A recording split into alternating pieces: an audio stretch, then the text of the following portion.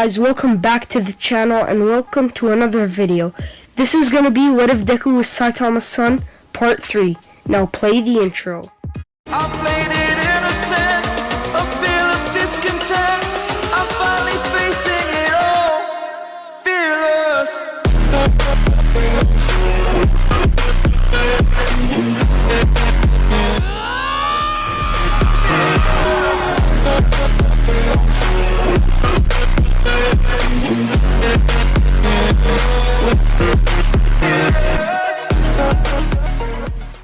Before we start, I want to thank you all for the support you gave me on my last couple of videos, and I hope you enjoy this one. So let's get right into it. I'm gonna do a quick recap to the last part. So Deku and Bakugo were attacked by the sludge villain. Deku easily takes it down and All Might appears. Deku and Bakugo then follow All Might after he leaves them, and they see his small might form. All Might proceeds to give Bakugo all for one, and he can use 13% of full cowling before the UA entrance exam. In the UA entrance exams, Deku gets first place with Bakugo in second. Aizawa is their homeroom teacher, and they have the quirk assessment test. Deku gets first place and Mineta is expelled. So the next day in school, there's a hero versus villain exercise. For the first match, it's Bakugo and Ida against Deku and Uraraka. Uraraka is really happy about this and wants to show Deku how strong she is. Deku asks her, "Do you want to fight someone or should I take them both down?" Uraraka says, "No, I want to help you." So they go together, and Bakugo knows that it's impossible to defeat Deku, but he's gonna try. So he tries to sneak attack Deku, but Deku's ready for this, and he just pushes Bakugo, and Bakugo is out cold. Deku right now wants to do this as fast as possible, but he also wants Uraraka to do something, so he punches above him and creates a hole. He tells Uraraka to get ready. He throws her to the floor where the bomb is and jumps right after her. He tells her, "It's your turn, now get the bomb." Deku can easily get the bomb since he's so many times faster than a Respiro Burst, but he wants Uraraka to have a chance to do something. So she gets the bomb just like in the original, and then Deku and Uraraka high-five, and they go back to watch the next fights. All the girls tell Uraraka that she's so lucky to be with Deku, and everything goes the same. A couple of days later, Aizawa tells the students about the USJ, and they go there. Aizawa and 13 are explaining to the students about the USJ, but then a portal opens up and many villains come out of it. Aizawa tells 13 to take care of the students. He tells Deku, "I know how powerful you are, so the students are in your hands." Deku's touched by this, and it's the first time he feels this much responsibility. He feels responsible for someone's life, so he's like frozen from how sudden this was. The portal comes and separates all the students. Deku ends up in the shipwreck zone, so Deku feels ashamed of himself, but he's not giving up now. So he throws Asui to land and takes out the villains. He goes to every place in the USJ where students are and takes out all the villains there.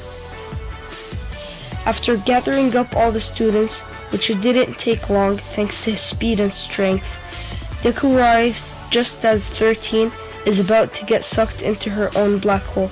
But then Deku jumps and punches the portal, and it was shattered to pieces.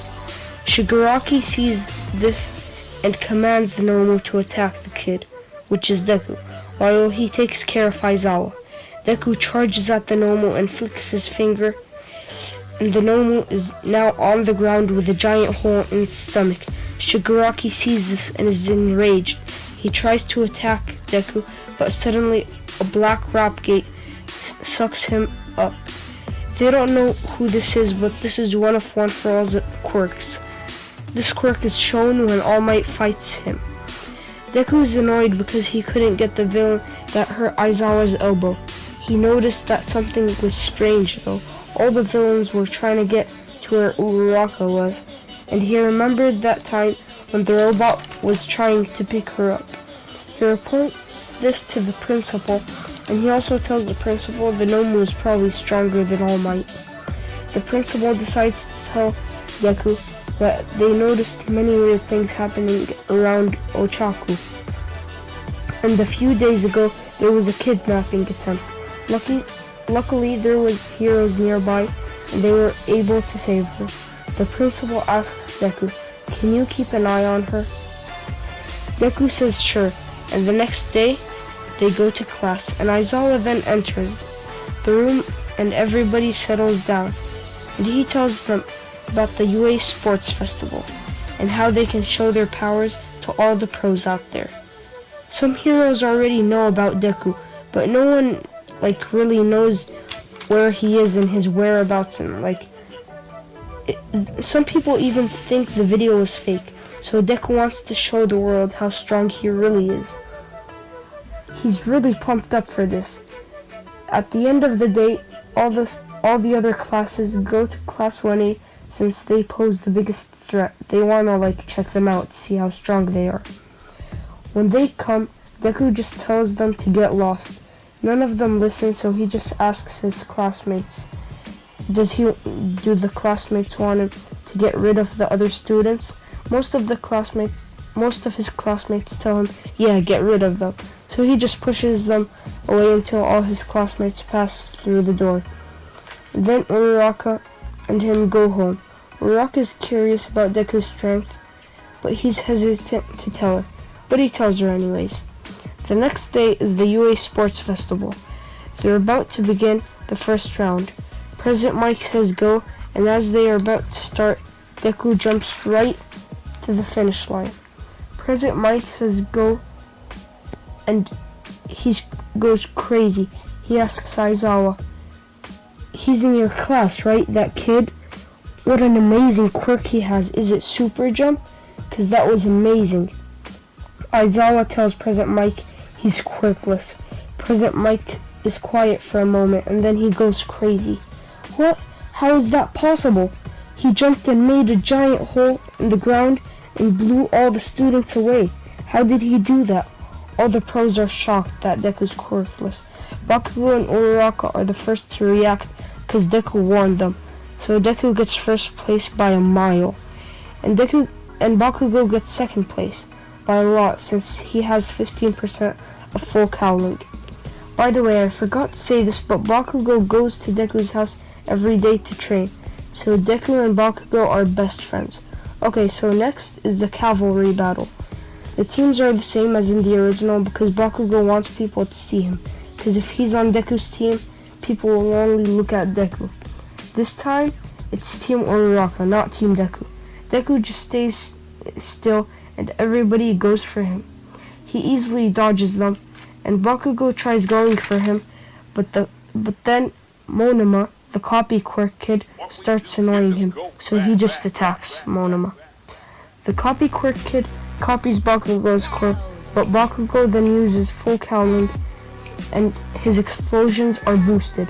Bakugo easily destroys the kid and takes his points.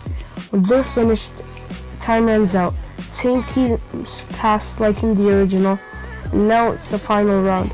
Ojiro warned Deku about his opponent's mind-controlling quirk, so right off the bat, Deku just does his side-to-side jumps and creates infinite after images. All the pros are stumped by this, and Deku just wins the match due to his opponent being pushed out. All the other matches go the same until it's Bakugo versus Uraraka. Bakugo is a close friend of Uraraka since she hangs out with Deku, and Bakugo is a really close friend with Deku, so he doesn't want to take her out quickly. He wants her to show the pros how strong she is. At the beginning, he isn't using One For All, but when she starts making rocks float and all the rocks are about to come